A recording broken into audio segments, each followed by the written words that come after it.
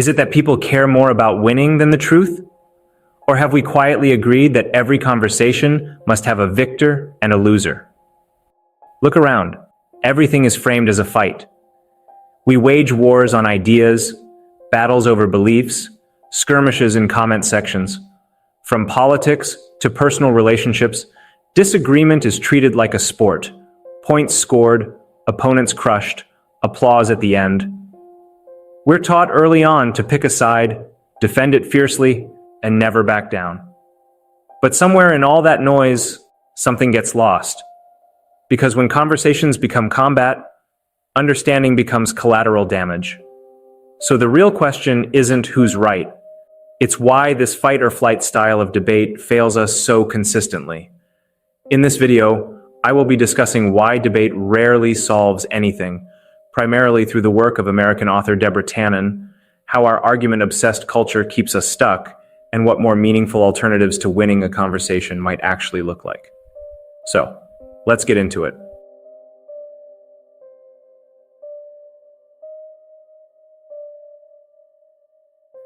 At the center of Deborah Tannen's critique is a simple, but an unsettling idea. We have learned to treat disagreement as a battle to be won, rather than a problem to be understood. She defines what she calls the argument culture as a deeply ingrained mindset in which, as she writes, the argument culture urges us to approach the world, and the people in it, in an adversarial frame of mind. Within this framework, opposition is the best way to get anything done. These assumptions are so familiar that we rarely question them. We assume the best way to explore an idea is through debate. The best way to report news is to showcase two opposing extremes. The best way to resolve disputes is litigation that pits one side against another, and even the best way to write an essay is to begin with an attack. As Tannen puts it, the default strategy becomes to find spokespeople who express the most extreme polarized views and present them as both sides, or to settle disputes by litigation that pits one party against the other. The result is a worldview in which every issue is flattened into exactly two sides and we are expected to choose one. This combative logic doesn't stay confined to politics or media, it spills into everyday life. Tannen observes that public discourse often resembles a heated argument between spouses, emotional, reactive, and rarely productive. Conflict itself is unavoidable, just as it is in close relationships, but the way we handle it matters. She draws a crucial distinction when she writes that public discourse requires making an argument for a point of view, not having an argument, as in having a fight. One approach is about offering evidence, clarifying reasoning, and persuading others. The other is about attacking, misrepresenting, and scoring points. Unfortunately, much of our media and public conversation follows the latter path. People grow defensive, listening shuts down, and progress grinds to a halt. One of the most damaging effects of this mindset is polarization and superficiality. Complex issues are squeezed into opposing camps, with nuance pushed aside. The media's obsession with balance often means giving equal space to two sides, even when one is clearly unfounded. This dynamic feeds what Tannen calls a culture of critique, where disagreement triggers instant opposition rather than curiosity. In such moments, people stop listening for meaning and start listening for weakness.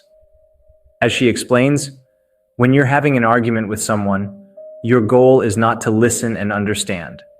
Instead, you use every tactic you can think of, including distorting what your opponent just said, in order to win the argument. The exchange quickly becomes a spiral of misinterpretation and frustration, driven less by truth than by the desire to prevail. Over time, this constant arguing corrodes relationships. Tannen notes that we are all guilty at times of seizing on irrelevant details when we're arguing with those we're closest to. In these moments, little is resolved, and the emotional damage often lingers. Worse still, we carry this win-lose mentality into public life, expecting every discussion to function the same way. The argument culture also wastes enormous amounts of time and energy. Tannen points to cases where scholars and scientists are forced to defend themselves against sensational accusations rather than focus on meaningful work. She describes how years of investigation and media conflict surrounding Dr. Robert Gallow's role in discovering the AIDS virus became the most painful years and horrible years of his life, years that could have been spent fighting the disease itself. Society loses when intellectual and emotional resources are drained by infighting rather than directed towards solving real problems. As critics have noted, journalistic demonization can turn into a juggernaut, burying truth beneath the excitement of attacking public figures.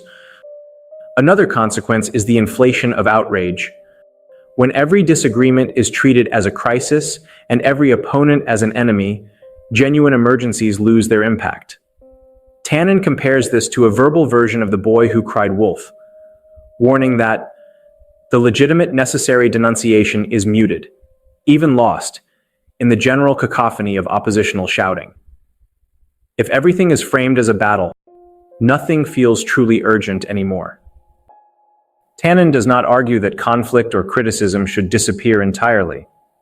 She acknowledges that there are moments when strong opposition is morally necessary, quoting a poet who describes moments in life when it becomes an absolute necessity to lash out in the strongest possible language, to fight for right against wrong. The danger arises when this stance becomes our default mode of thinking. This combative posture, what she calls agonism, derived from the Greek word for contest, leads us to equate argument with intelligence and aggression with progress. Yet, as Tannen carefully notes, sometimes opposition leads to truth. But sometimes it doesn't.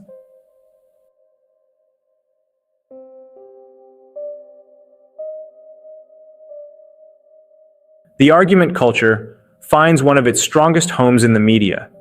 News outlets and talk shows are driven by the need to attract attention, and few things generate interest faster than conflict.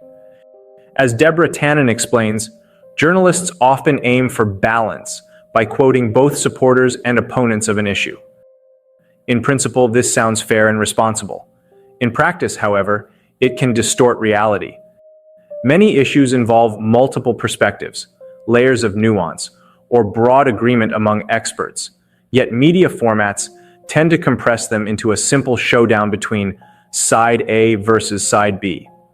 This compression can produce the strange result that fringe, extreme, or demonizing views are given airtime merely to preserve the appearance of fairness. In political coverage especially, attention frequently shifts away from substance and toward strategy. The question becomes not, what does this policy do, but who is winning and who is losing? Over time, audiences may begin to see the world as nothing but endless conflict, and even come to believe that all facts are up for dispute. One of the most damaging consequences of this framing is what Tannen describes as the people dispute it trap. When every claim is paired with a counterclaim, presented as though both carry equal weight, viewers can be led to doubt even well-established truths. The obsession with polarized balance also pulls the press away from its core responsibility: investigation and explanation. As one reviewer of Tannen's work observes, by focusing on balancing two sides when there are usually more than two, the press moves away from its central investigative role. The result is that less needed information gets out. Important context and facts are crowded out by the spectacle of opposition. When scientific reporting is constantly framed as debate or controversy, audiences may conclude that experts are deeply divided even when there is strong consensus. Repeatedly presenting issues as my side versus yours does not merely reflect conflict, it can actively create it. Tannen captures this danger when she notes, "We think we are using language, but it is using us." Warlike language such as battle, fight, or siege does more than describe reality. It shapes how people imagine it.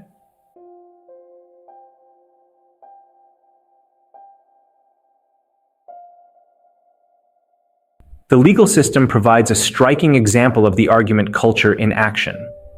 The Anglo-American legal tradition is famously adversarial. Lawyers are trained to be zealous advocates. Courts are treated as battlefields, and the mindset that opposition leads to truth dominates practice.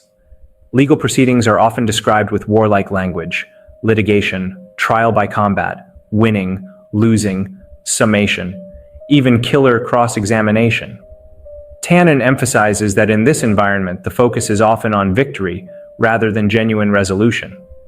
As she explains, the best way to settle disputes is litigation that pits one party against the other, with a winner-take-all result.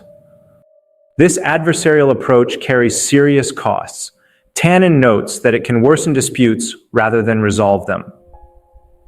In family court, litigating aggressively can deepen divisions between co-parents who must continue interacting. In business conflicts, scorched earth legal tactics may bankrupt one or both parties instead of fostering compromise.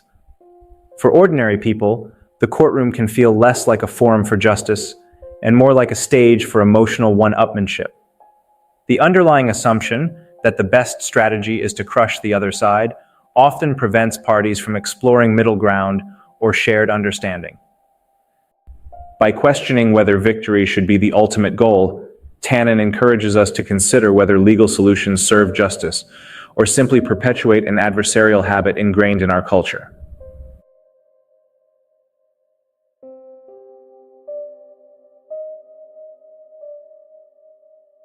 Not all opposition comes from laws, courts, or media. Much of it is learned in childhood. Deborah Tannen devotes a chapter to gender and socialization, exploring how boys will be boys' attitudes and schooling traditions instill an oppositional communication style. In many Western schools, children, especially boys, are encouraged to speak up, debate, and even argue as part of learning. During play and recess, boys often engage in rough-and-tumble games with clear rules and contests of skill or dominance. Girls, in contrast, are frequently socialized to value consensus and relationships. Over time, this creates a subtle cultural argument gap, where confrontation feels natural to some and uncomfortable to others. Yet Tannen is careful not to blame gender or culture. She clarifies that boys are not inherently combative, nor are girls naturally peaceful. Rather, cultural habits and social norms shape communication styles over time. These early lessons often carry into adulthood, influencing how individuals approach politics, work, and public discourse. Tannen notes that opposition is learned, not inevitable. She also examines cross-cultural differences. In some Middle Eastern and African societies, spirited debate among friends and family signals closeness rather than hostility. In Japan, open disagreement is often avoided to maintain harmony, and both winners and losers retain mutual respect. The Chinese concept of yin-yang frames opposites as complementary rather than destructive. Tannen emphasizes that these examples are not prescriptions, but illustrations of alternatives. Conflict need not always be public or combative.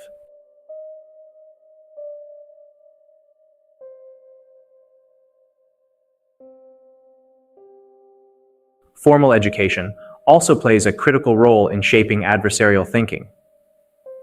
Western schooling has long prized debate and dialectic as tools of intellectual development. From medieval disputations to high school debate teams and Oxford Union-style forums, students are taught to take a side and argue it passionately. This approach, rooted in classical rhetoric and philosophers like Aristotle and Cicero, historically prepared citizens for public assemblies and courts, where oratory mattered. While debate can sharpen reasoning skills, Tannen asks whether overemphasizing confrontation teaches students to see all questions as battles to win, rather than opportunities to understand. She contrasts modern debate with the Socratic method. Socrates did not aim to defeat his students, but to illuminate deeper truths. In Plato's dialogues, Socrates calmly questions experts, exposes contradictions, and helps them see the limits of their knowledge. As one educational account explains, Socrates adopted the position of a novice questioning an expert.